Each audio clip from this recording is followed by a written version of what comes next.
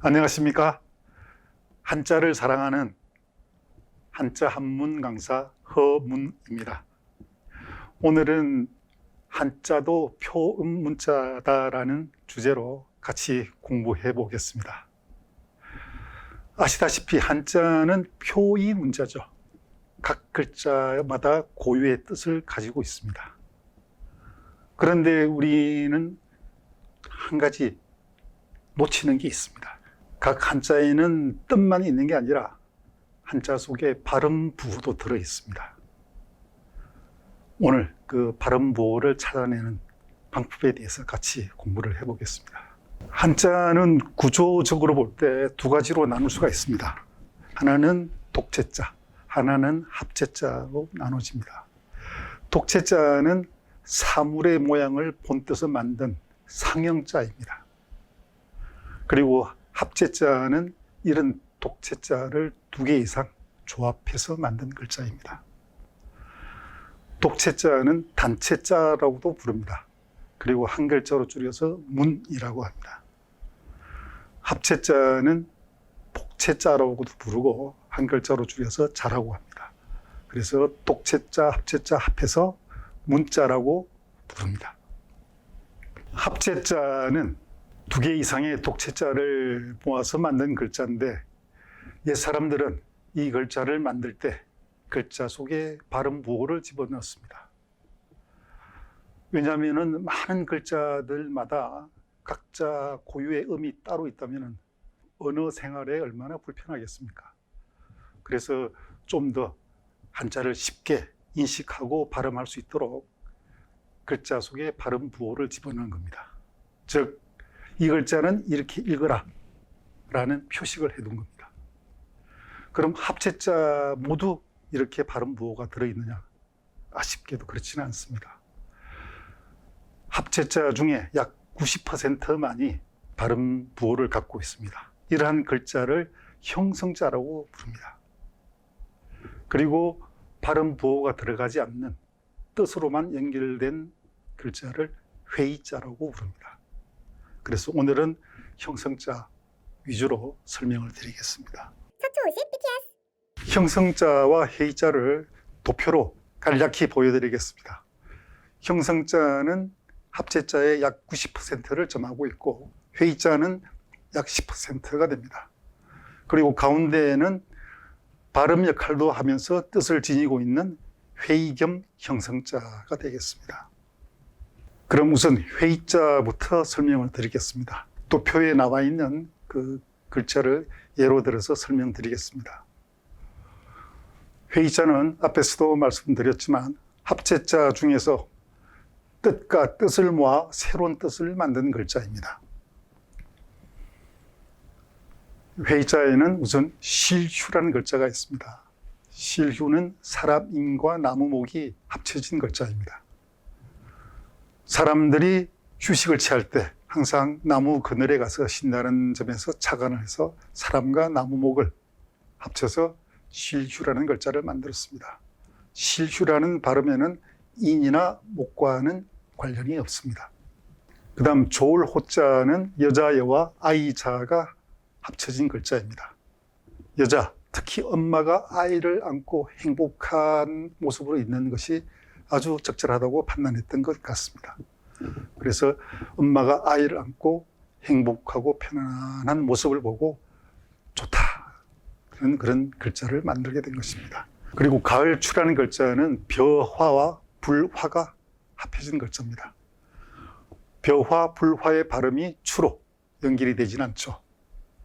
그리고 벼와 불을 합쳐서 왜 가을이란 뜻이 되었을까요? 이 부분은 좀 설명이 길어지기 때문에 자원해설 시간에 자세히 설명을 드리도록 하겠습니다.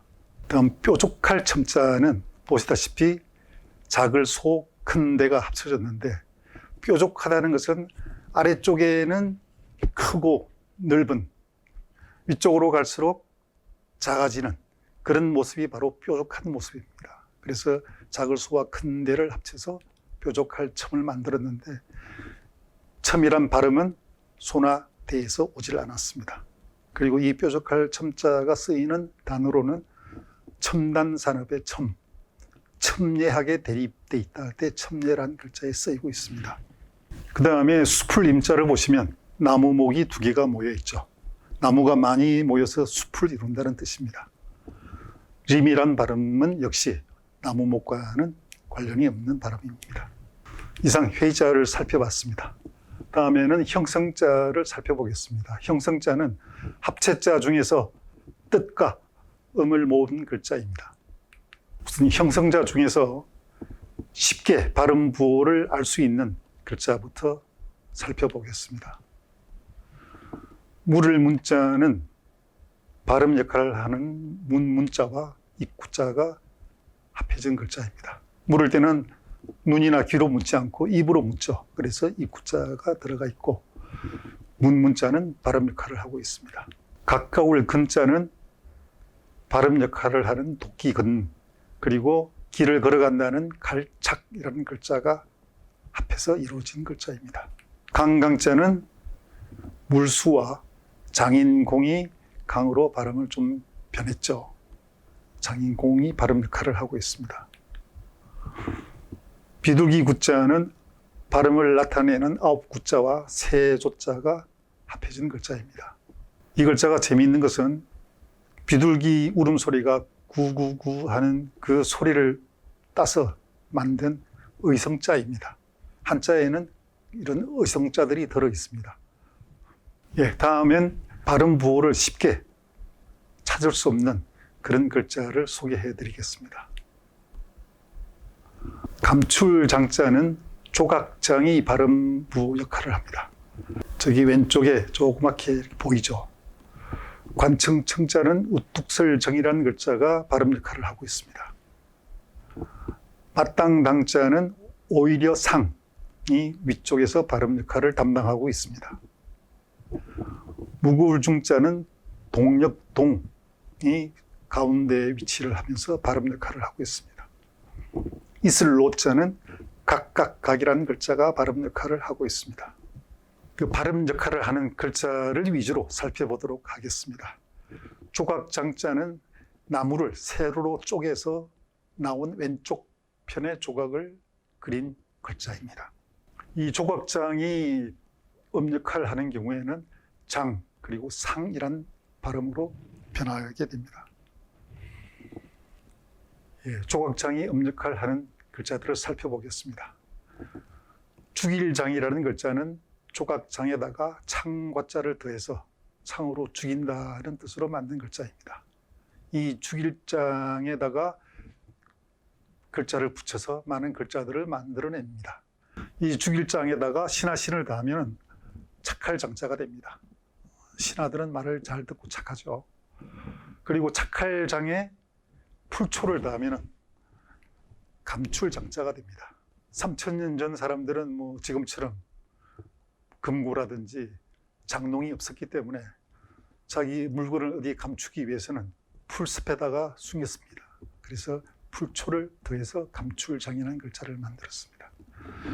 그 다음에 사람 신체를 나타내는 고기육자를 더해서 오장장자를 만들었습니다. 나무목을 더해서 장농장자를 만들었습니다. 그리고 재물을 나타내는 조개 패를 더해서 작물장자를 만들었습니다. 훔친 물건을 작물이라고 그러죠. 그 다음에 조각장에 선비사자를 더해서 식식할장이라는 글자를 만들고 여기에 풀초를 더해서 풀무성할장, 그리고 옷의자를 더해서 꾸밀장이라는 글자를 만듭니다. 그리고 손에 고기를 들고 있는 모습을 더해서 장수장이라는 글자를 만들고 여기에 큰 대자를 더해서 권면할 장이라는 글자를 만듭니다. 이 글자는 장려하다, 장학금, 또 권장하다 이럴 때 쓰이는 글자입니다. 그리고 술유자를 더해서 젓갈장이라는 글자를 만들고 풀초를 더해서 줄장이라는 글자를 만듭니다.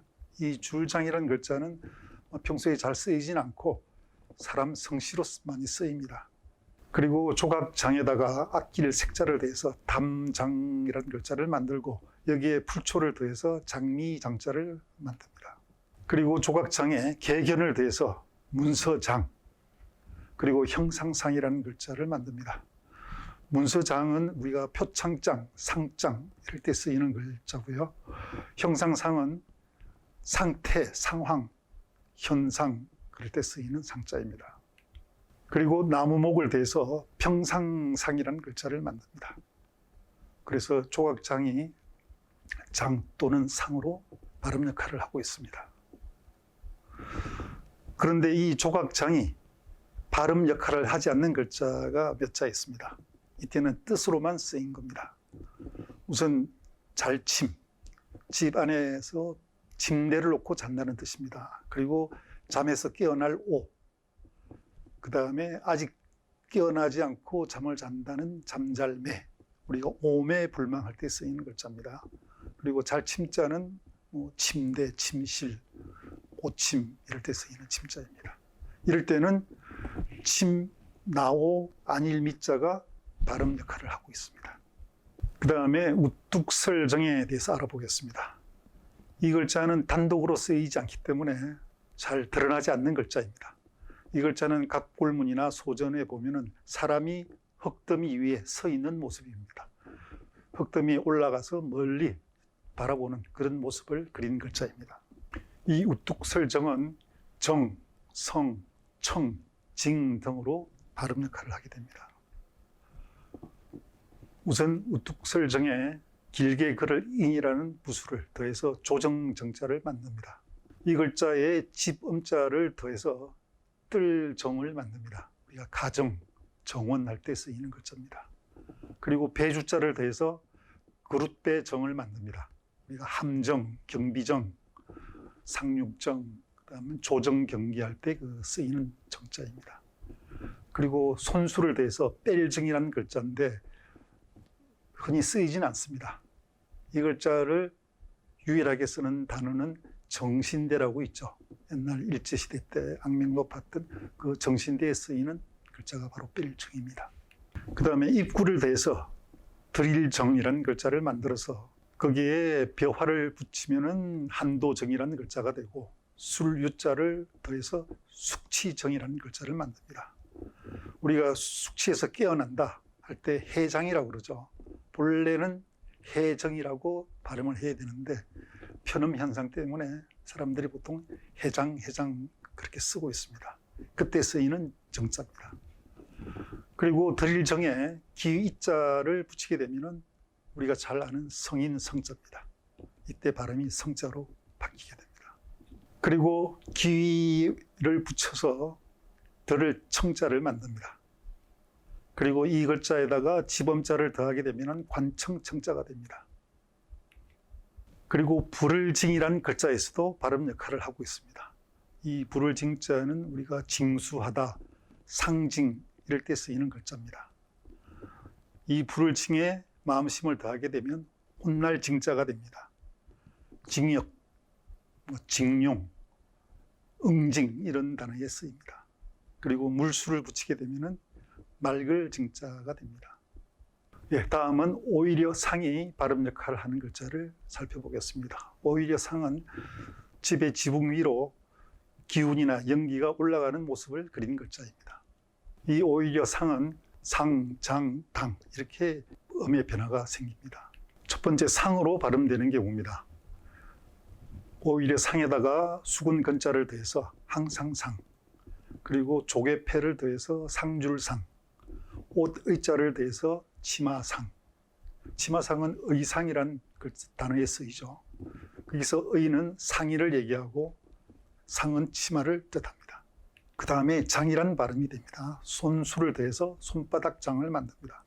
이 글자는 조직을 장악하다 할 때 장자, 그리고 합장하다, 업무를 분장하다, 거기에 쓰이는 장자입니다. 그리고 발음이 살짝 당으로 바뀝니다. 마땅할 당, 그리고 흑토 위에 있는 집당, 금을 흑자를 붙여서 무리당이라는 글자를 만듭니다. 무리당은 민주당, 공화당, 당리, 당략, 당파 싸움 당에 쓰이는 글자죠. 다음 동력동에 대해서 알아보겠습니다. 이 동력동이라는 글자는 갑골문에 이렇게 그려져 있습니다. 짐을 자루에다가 묶은 표시입니다. 이 동력동이 발음 역할을 하게 되면 동에서 종, 중 이렇게 음가가 서로 교환이 됩니다. 자, 동으로 그대로 발음되는 경우에는 얼음 빙자를 더해서 얼동이라는 글자를 만듭니다. 겨울에 우리가 추울 때 걸리는 동상, 또 얼어 죽는 걸 동사라고 그러죠. 그리고 얼리는 것을 냉동이라고 그럴 때 쓰이는 글자입니다. 그리고 나무목을 더해서 마룻대 동자를 만듭니다. 이 글자가 쓰이는 단어는 뭐 국가의 동량, 그리고 아파트에도 뭐 101동, 102동 그럴 때 쓰이는 동자입니다. 그 다음에 묵을 중자에 중이라는 발음이 됩니다. 이 글자는 제가 그 뜻을 정확하게 하기 위해서 제가 갑골문, 금문, 그리고 소전까지 제가 그림을 가져왔습니다. 갑골문에 보시면은 사람이 그 짐이 무거워서 오히려 바닥에 그냥 놓고 있는 모습입니다. 금문에 보면은 그 짐을 등에 메고 있죠. 그리고 후기 금문에 보면은 사람이 서 있는 모습, 가운데 동자, 그리고 밑에 흑토자가 보이죠. 소전에 오면은 좀 더 정확하게 보입니다. 사람 모습, 가운데에 동자, 그리고 흑토자가 보이죠. 그래서 이 중자는 사람인, 동력동, 흑토, 이 세 글자가 모여서 된 글자고 그 가운데 있는 동자가 바로 발음 역할을 하고 있습니다. 그리고 중에서 종으로 또 변하게 됩니다. 벼화를 더하면은 시종자가 됩니다. 그리고 세금변을 붙이면은 술잔 종자. 그리고 사람의 신체를 나타내는 고기 육변을 붙이면 부스럼 종자가 됩니다. 우리가 종량이란 말 쓰죠. 그 다음에 종기. 그리고 발족을 더해서 발꿈치 종자를 만듭니다. 그런데 동에서 중종으로 바뀌었다가 이 글자가 힘역자를 더하게 되면 다시 동자로 돌아갑니다. 힘으로 움직인다 해서 움직일 동. 그 다음에 풀초를 더하면 감독할 동자가 됩니다. 이 동자는 성시로도 많이 쓰이고 우리가 일상생활에 쓰는 단어 중에는 골동품이라는 그 글자에 쓰이는 동자입니다. 자, 좀 전에 보셨듯이 동에서 종으로 바뀌듯이 한자에서는 디귿과 지읒 사이에 음가 교환이 자주 일어납니다. 우리나라에서도 국외음화 현상으로 디귿과 지읒이 많이 변하게 되죠. 그 사례를 몇 가지 살펴보겠습니다. 아이동이라는 글자에 세금변을 붙이면 쇠북 종자가 됩니다. 우리 종로구 할 때 종자죠. 겨울동에 실사를 더하면 마칠종으로 발음이 바뀝니다. 오를 등자에 말씀을 붙이면 증거할 정자가 됩니다. 그리고 헛단자에 창과를 더하면 싸움 전자가 됩니다. 또 반대로 오로지 전에다가 외울 위를 더하면 둥글단으로 또 음이 변합니다. 이렇듯 한자에는 디귿과 지읒 사이에 음가 교환이 자주 일어납니다. 마찬가지로 동력동에서도 동, 종, 중, 또 동으로 다시 돌아오게 되죠. 이렇게 디귿과 지읒 사이에는 음가 교환이 자주 일어난다. 그렇게 기억하시면 되겠습니다. 자, 그리고 각각각에 대해서 살펴보겠습니다. 이 각각각은 집 안으로, 집의 입구를 통해서 들어오는 발을 표시하고 있습니다. 나갈 출자의 반대되는 글자로 만든 글자인데 우리가 집안의 입구로 들어오거나 나갈 때 요즘도 그렇죠. 아파트 현관문에 두 사람이 동시에 못 들어갑니다. 한 사람씩만 들어갈 수 있는 그런 조그만 공간이기 때문에 각각각이라는 그런 뜻으로 확대가 됐습니다. 이 각각각이 음 역할을 하는데 음가가 아주 여러 가지로 변합니다. 각에서 객, 액, 격, 또 락, 략, 로, 뢰 이렇게 음이 변하게 됩니다. 각이 그대로 쓰이는 경우는 문자를 더해서 누각각자를 만듭니다. 그리고 마음심을 더해서 삼갈각자를 만듭니다. 이 삼갈각자는 각별하다 할 때 쓰이는 각자입니다. 그리고 집에 온 손님을 나타내는 손님객, 그 다음에 토하다는 토할객, 입구자를 붙였죠. 객혈이라는 단어에 쓰이는 글자입니다. 그리고 머리혈을 더해서 이마액자를 만듭니다. 객에서 액으로 자음이 좀 바뀌었죠. 그 다음에 격으로 발음이 바뀝니다. 나무목을 더해서 격식격, 우리가 인격, 자격, 이럴 때 쓰이는 격자입니다. 그 다음에 손수를 더해서 칠격자를 만들고 뼈골자를 더해서 뼈격자를 만듭니다. 이 뼈격자는 골격이라는 단어에 쓰이는 격자입니다. 그 다음에 각에서 리을로 바뀌어서 락이라는 음으로 바뀝니다. 물수를 붙여서 물이름 락. 중국의 낙수라는 강이 있죠. 그리고 그 위에 있는 낙양이라는 도시. 우리나라에서는 낙동강이라는 그 지명에 쓰이죠. 이 물 이름 락 위에 풀초를 더하게 되면 떨어질 낙자가 되죠. 낙엽 이럴 때 쓰이는 글자입니다. 그 다음에는 실로 잇는다고 해서 이열낙자입니다. 그러니까 열낙 이럴 때 쓰이는 글자입니다. 그 다음에는 불로 지진다고 해서 지질낙자입니다. 우리가 소나 말의 그 소유권을 확인하기 위해서 찍는 낙인이라는 글자에 쓰이는 글자입니다. 그리고 술 유자를 더해서 쇠젓락이라는 글자를 만들어서 쓰고 있습니다. 낙농업 할 때 쓰이는 낙자입니다. 그리고 말맞자를 더해서 낙타락이라는 글자를 만듭니다. 이 모음이 추가돼서 략이라는 발음으로 다스릴 약자가 있습니다. 전략, 책략, 약도 이럴 때 쓰이는 글자입니다. 기억이 탈락되고 모음이 오로 바뀌어서 로자로 발음되는 경우입니다. 발족을 더해서 발로 걷는다고 해서 길이란 오자를 만들고 이 길로자에 비오자를 더해서 있을 로자를 만듭니다. 그리고 세조자를 더해서 백록로자를 만듭니다. 이 글자는 노량진 할 때 쓰이는 로자입니다. 그리고 술의 그에다가 각자를 더해서 술의 로자를 만듭니다. 그리고 이 모음이 또 추가돼서 뇌라는 발음이 됩니다. 족의 폐를 더해서 뇌물 뇌자를 만듭니다. 각에서 뇌까지 음이 변하게 되는데 한자에서는 기역과 리을 사이에서도 음가 교환이 자주 일어납니다. 몇 가지 예를 들어보겠습니다. 가릴 간자, 말씀 언을 붙이면 간할 간자가 되죠. 이 간자가 문자를 만나게 되면 가로막을 란자가 됩니다.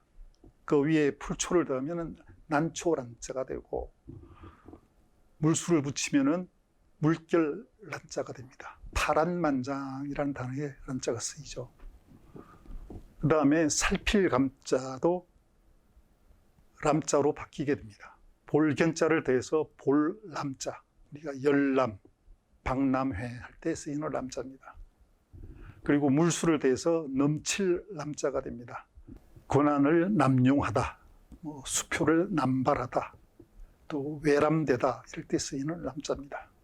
그리고 풀초를 더해서 쪽풀 람자를 만듭니다. 이 쪽풀 람자는 청출어람이라는 그 사자성어에 쓰이는 람자입니다. 그리고 서울경자가 모음이 좀 바뀌었지만 량으로 발음이 바뀌는 경우입니다.